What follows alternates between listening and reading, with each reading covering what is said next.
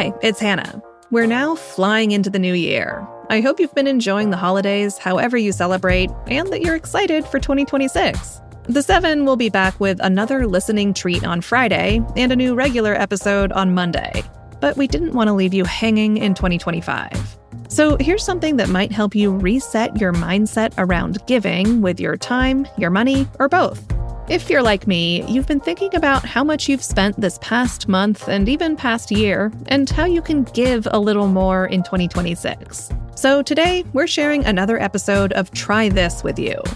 It's all about how to give in a way that feels sustainable and aligns with your budget. This is the second episode of a two-part series on giving. We shared part 1 last week. In this episode, Cristina Quinn talks with Washington Post personal finance columnist Michelle Singletary about the challenges of giving when money is tight and why it's important to give back. I hope you enjoy this listen. And if you do, please give Try This a nice rating or review wherever you listen to podcasts. Here's the show. Hey, I'm Cristina Quinn. Welcome back to Try This from the Washington Post. This is the second and final class in our course on altruism. In our first class, we spoke to Abigail Marsh about how the easiest way to be more altruistic is to just start. Come up with a plan and go for it. In this class, we're going to learn how to apply all that we learned in episode 1 through a practical financial lens. To help us with that question, I can't think of anyone more practical than this lady. I'm Michelle Singletary, and I am the personal finance columnist for the Washington Post. And it's fair to say Michelle has been thinking about money for a while. I've been cheap since I was a little person. My siblings used to borrow money from me, and I would actually threaten to charge them interest if they didn't pay me back on time. Wow. So I was born to do what I do. It started with me being a business reporter. So I covered bankruptcy and small business and banking. And it honestly, the truth of the matter is I got the column because I talked about how cheap I was and how my grandmother taught me about money. And when my colleagues were going out for lunch, I would fuss at them. And I'm like, I'm going to sit right here, eat my bag lunch. You people go ahead and be crazy and spend all that money. And your grandmother, she's like sort of a central figure in your columns. Big Mama, right? That's right, Big Mama. Yeah, she passed away years ago, but she is a central character. I bring her up. Her legacy lives on. Yeah, it does. You know, I have to say, because I love your column, there are times when I am shopping or something and I'm like, oh, Michelle. Michelle would get mad at me if I would do this. Because you do have sort of like that tough love, no nonsense approach, which is so refreshing because you really do cut through the BS, which is why we wanted you on the show. And that said, you do make sure that there is room for charitable giving. Yeah. Like everybody has room in their wallet for that. And I would love for you to tell us, like, why do you say everyone's budget should include charitable giving? It's something that I deeply, deeply believe in because my whole existence actually started with charity. My grandmother took me and my siblings in. There was 5 of us. My older sister was 8, I was 4, I had a sister who was 3, and twin brothers who were 2. Our parents had a lot of issues, and my grandmother basically, they were about to send us all off to foster care and split us up. And she said, no, bring them to me. Had it not been for my grandmother rescuing us, where would I be? Maybe not in such a great place. And so that has always motivated me. I have given to charity from the time that I earned money, either through money or my time. And so I do encourage people as part of their budget to build a charitable giving. Now, what I do say as a caveat is that you give out of your abundance, you give out of your extra. So you make sure you've taken care of your necessities, roof over your head, food on the table, your savings, and then you allocate that to charitable giving. And so for my husband and I, we tithe to our local church. My husband's a deacon. I'm not, because I cuss a lot. So we tithe 10% of our income gross. I think before we move further, though, I think it would be really helpful if you could explain what tithing is. Sure. So for my faith, I'm a Baptist, which used to be you're in church all day long, not necessarily anymore. But it means that you give 10% of your increase. And so it's from the scripture. But basically, whatever you earn, the first 10%, the fruits of your labor, goes to giving. And in this case, your local church. So you can talk about it in the spiritual realm, but in a practical realm, it means that you are supporting the efforts of your church to serve the community. So my tithes, 10% of my income, goes to those efforts. I think that's extraordinary. And I think that that's also really inspiring because, like you said, you have to prioritize the basic necessities, right? You got to make sure you're paying your rent, paying your utilities, groceries, all that stuff. But it sounds like you're saying you're doing that before you do those things because you've already mapped out your budget. So you already know what you have to work with. Right. When you're a tither, that means you're left with 90%. It makes you real tight with your money because you want to make sure that 90% is doing what it needs to do. And I think it imposes discipline. If you know that a key part of your budget is going to charity, I think that sets a different stage for your budget. And it introduces a level of gratitude that I didn't get to where I am just by my own divine. There were people along the way who helped me, who opened doors, who coached me, mentored me, let me cry on their shoulder. So it just puts you in a posture of saying, I am grateful for what I have, and I want to give back as part of this whole of earnings. We talk about people making sure that they have savings and they're investing for their retirement and sending their kids to college. And in that mix should be, how am I helping other people?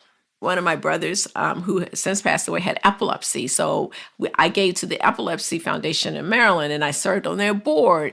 One of my daughters just got recently diagnosed with type 1 diabetes. And so we're probably going to add that to our charitable giving. I love that. And so for somebody who isn't a member of a church or any sort of congregation in general, they can still take on that philosophy and that approach because it really is at the end of the day. I mean, that's right. You can take the 10% and pay it forward. I mean, I sometimes look at people's budget and they'll go, oh, I can't save or I can't really give. And you look at that they're eating out. They've got 4 or 5 streaming services. And I just, you get to choose, right? I'm not telling you have to give. I think that's a personal decision. But I do know that there is a lot of need. And so around the holidays, everybody says, oh, I want to serve in a soup kitchen. I want to give. But you know what? People hungry all year long, y'all. All year long. All I know, year that's long. true. People need clothes all year long. People need formula all year long. And while it's wonderful that people think about it this time of year when we're recording this around Thanksgiving and leading into the Christmas and Hanukkah and all those, but you got to make this a year-long passion to help people, I think. Commit to the bit. That's right. What about people who have debt, but they still want to give? Like, they want to make sure that they pay off those bills, but, make it less about them. How do you strike that balance? So I wear 2 hats. So I'm going to have to answer that question in case my pastor listens to this. You'll watch this. So I have 2 hats. I'm a ministry leader. So as a woman of faith, we believe that you tithe even when you have debt. That means you've got to really have a tighter budget to do both. And so when I talk to, secular, maybe you're not religious, you definitely, again, want to take care of the most important things. You don't want the creditor because you owe your creditors and you should do all that you can to pay that back. So you have to incorporate it in your budget. So maybe, you put the priority in terms of paying your bills and your debts, and maybe you only have $1 left or $10. Every charity I know will accept whatever you want to give at that level.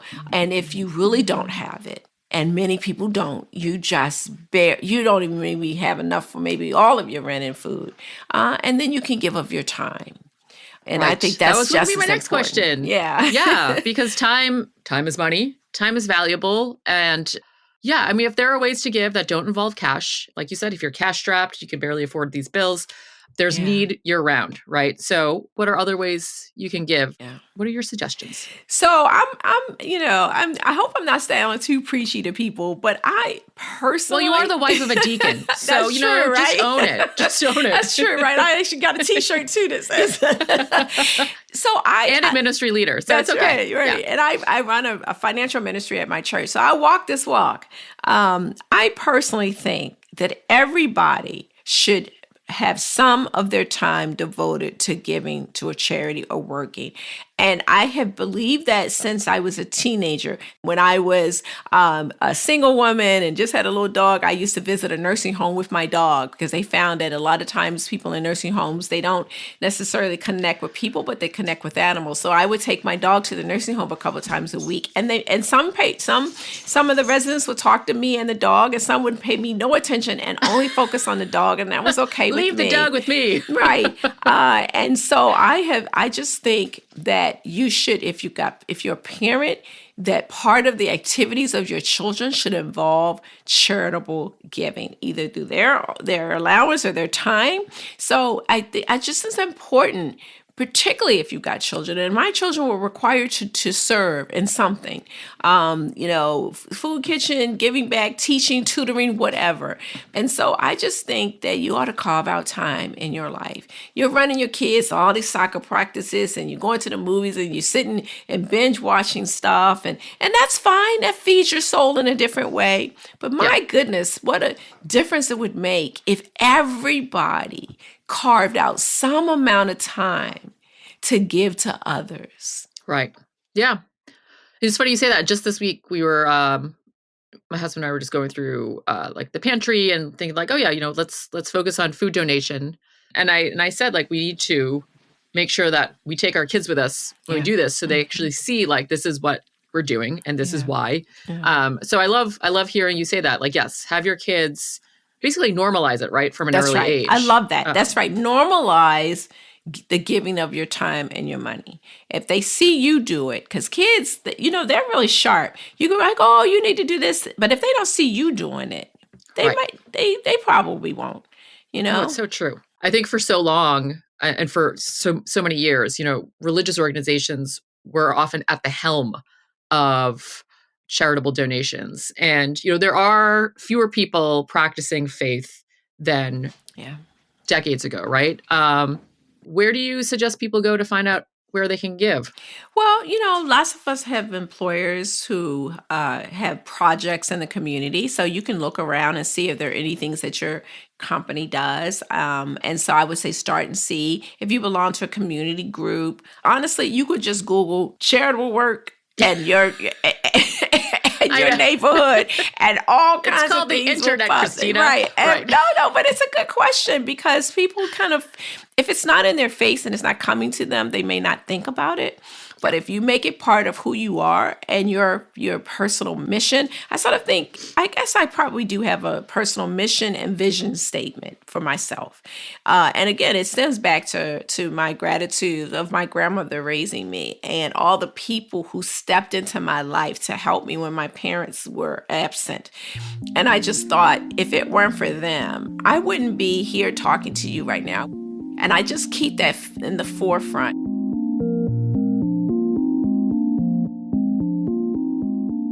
There's clearly a lot of different ways to give, whether that's through time or money, and we all have different motivations to be altruistic.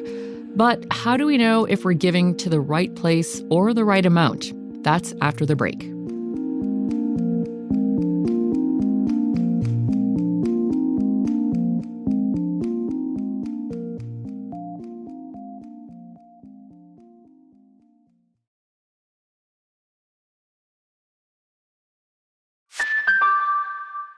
So in part one of this series, we talked about altruism and what it means to be truly altruistic. And so when it comes to charity, do you believe that any charitable giving is good, even if you're just doing it for the tax write-off?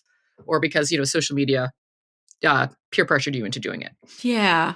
That's such an interesting question. I've never been asked that before. I I don't know. I think the charity's perspective, like, bring that guilt money. I mean, I don't care. I think you give however you give. If you wanted to give for the tax break, you know what? Go ahead and give. I don't. right, because somebody's benefiting, right? That's right. Something is better than nothing. I would like to think that even if people are giving for just the tax break, that underlying it is still an effort to try to help somebody else. Right. Because the tax break isn't dollar for dollar. So you still aren't getting all of that money back in the tax break. Right. So those of us who serve in the community will take it however we get it. And if you give out of guilt, that's okay. That's okay. That's okay with me. You have written a lot about financial scams, and I guess how can we make sure that we're giving to a reputable charity? Yeah. So right now there's a lot of need in Jamaica for people, and you get this email or text message and you're like, your heart leads. But I need you to lead from your heart and your head. So before you give to anybody, any charity, please check it out, because you want your money to be used well, and you don't want it to fund a scammer, because that emboldens them to cheat other people. And so if you're not sure how to do this, the Federal Trade Commission, if you go to ftc.gov, it has a tip sheet on how to check out a charity. You can go to the BBB, which stands for Better Business Bureau, Wise Giving Alliance online, and they have a way for you to check out charities. And then Charity Watch also sort of rates charities and gives you an idea of if they're legitimate. So I just, listen, we've talked a lot about giving, and maybe people are like, yeah, that's me now, I'm going to go. But please take time to make sure that the charity is legitimate. Don't answer any email, text message, anything you see online. Shove that to the side.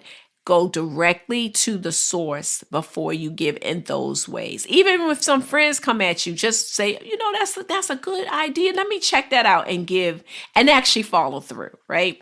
But Right. I think it is important as givers that you make sure that you are giving to legitimate charities, because you damage legitimate charities, right? Yeah, if true. you don't take that time. And also, you want to be sure that the charity is in the position to do what they need to do. Like, you might have someone saying, I'm going to help people in Jamaica. They ain't never helped nobody in Jamaica. They don't know how to get anything to Jamaica, but their heart is there, but they don't have the infrastructure. Well, actually, so yeah, on that note, what about GoFundMe's? There are a lot of GoFundMe's. Or somebody's like, oh, I have a relative, here in this country, like, in this disaster. They could use all the help. I mean, what about that? I'm of two minds with those campaigns, right? Okay. Now, GoFundMe says they do a lot to check out and make sure people are legitimate. And I've done columns on that, and it does seem like they have a really robust system to make sure that when you give to a campaign, the person is actually raising for the people that they talk about. I think some people are too quick to go to GoFundMe when they haven't utilized other avenues. But if you see a campaign on one of those platforms and you've checked it out and it's legitimate and it's in your heart to give, then sure. Because sometimes things pop up that you weren't thinking about. And this happened recently with Jamaica, right? One of my friends is helping someone else collect clothing and toiletries and things like that. And so we're going, okay, that's not part of our regular giving, but there's a need that has arisen right now. And so when you come up with your charitable budget, you might actually set aside some funds for things that come up that is not part of your regular giving plan, because there are times when people coming at you, and you're like, oh my gosh, I feel overwhelmed. But now, because once you start, that's right. Once you start, everyone knows. That's right. They come for you. They really do. That's right. And so, if you've got a plan, you can say, well, you know what? These are the charities I give to, and this is not part of my charitable plan. And that way, when people keep coming at you, you can say no and not feel guilty. Or be guilted into giving when you already have a giving plan.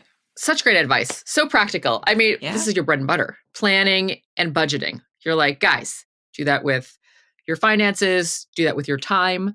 Because if you have the time You just need to plan it and stick with right. it. That's right. And If you're going to be serving in your community, you want to live up to those obligations. I mean, we're coming at the end of the year. I would say that could be one of your resolutions for the new year. I'm going to have a giving plan. And we have certain charities that we give to every year. Public radio, we give to that. And that's on our giving sheet. I give back to my alma mater, University of Maryland at College Park. We, as I said, we tithe in our church, and I probably will be adding diabetes now to that giving plan. And so you can change it from year to year. Midway through, you say, you know what, I see this charity, they're doing great work. Why don't I add them to the plan? Listen, you guys, you have a budget. You have things that you do regularly. You give to Netflix and all like that. Add a charity, That's to true. that, right? That's right. We have things that we pay every month religiously, no matter what. Why not add that to your budget? Yeah. Be intentional. Be intentional about checking out in charities. Be intentional about giving. Be intentional about giving of your time. And I tell you, when you work in the community, when you work with people who are in need, when you work with people who are struggling, it creates a sense in your soul that I think makes you a better person. That connection, it really is important to have that connection. Right. I'm so glad that you also donate to public radio. I'm a public radio alum. Yes, you can see I'm actually wearing a radio shirt. I totally believe in it. We give to all. In fact, in the DC area, there's like, 3 of you? There's a bunch of stations. Yes, right. And so we give to all of them. We're like, right. Because we couldn't choose, right? We feel like we're so bad. So we're like, okay, we're going to give all 3. And so it's like, I can't have a favorite child. All of you guys. Yes. Yeah, no, I have a favorite child. Parents who say that, I don't believe it. We'll save that for another episode.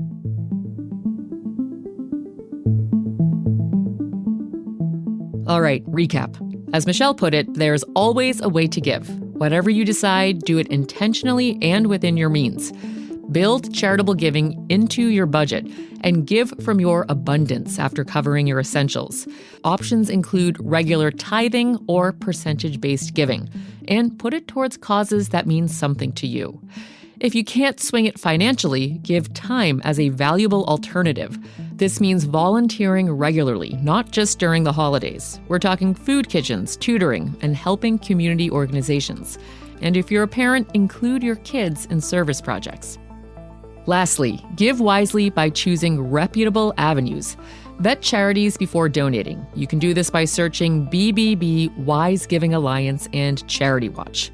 Be cautious with unsolicited requests, verify GoFundMe campaigns, or stick with organizations that have the infrastructure to deliver aid. And yes, I know you're excited to give, but do it within your means. Create a personal giving plan so you can say yes or no without feeling overwhelmed.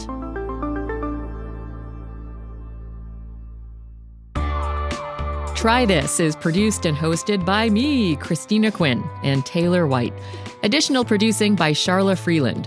The show's editors are Thomas Liu and Kanya Krit von Kitkajorn. Charla Freeland is also our video editor. Sound design and mixing is by Ted Muldoon and Sean Carter. Theme music is by Catherine Anderson. Show art is by Kati Huertas, with design editing from Christian Font and Greg Manifold. The things I learn on the show really do change how I move through the world, and I'd love to hear from you. Tell me what you took away from our course and how you make altruism a part of your everyday life. Record a voice memo or drop me a note at trythis@washpost.com. The email address again is trythis@washpost.com. Thanks for listening.